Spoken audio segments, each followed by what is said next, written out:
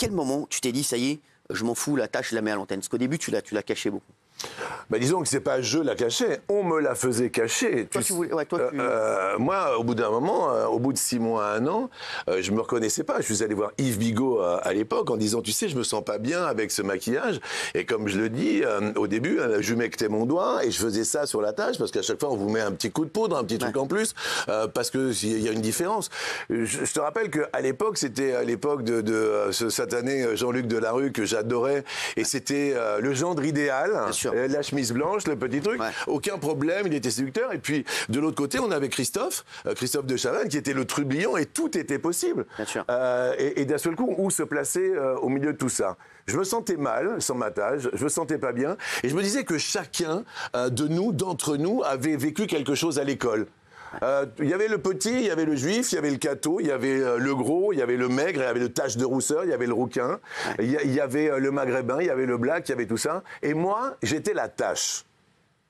Et comme on le fait sur Léo Mattei ou dans cette quotidienne des 12 coups de midi, on met en avant la différence. Et je me suis dit que j'étais pas tout seul, que chacun avait sa blessure. Chacun avait connu un enfant dans la cour de récréation. On m'appelait Nérapé. On me disait, mais dis-moi, Nérapé, ta mère, quand elle était enceinte, elle avait envie de fraises pour avoir ça sur la tête. Et j'ai une petite amie à l'époque, c'était une copine, qui m'a dit, c'était un passe du col du Soulor, voilà, juste à côté de la clinique de l'Union, et qui m'a dit, je me rappelle très très bien de son prénom, mais je le dirai pas, mais on peut pas sortir ensemble, tu as vu ce que tu as sur le nez?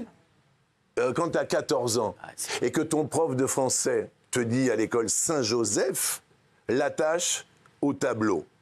Devant 32 élèves, à partir de ce moment-là, je suis allé voir Yves Bigot, qui est devenu mon pote, bien évidemment, et je lui ai dit, tu sais, et on était en 97. Hein. Sur France 2, c'était le patron On était en 97, et je lui ai dit, tu sais, je me ressemble pas.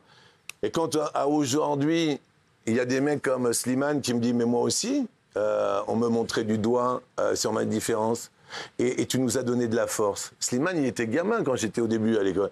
Et il a vu apparaître, il m'a dit, j'ai vu apparaître ta tâche progressivement à l'antenne. Il t'a dit quoi? Il t'a dit, vas-y, fais comme tu le sens, si tu te sens mieux comme ça, vas-y. Yves Bigot, le patron, il m'a dit, ouais, tu comprends, t'as des pompes jaunes avec les... Je dis, si c'est une question de couleur, j'arrête les pompes jaunes et je laisse la tâche.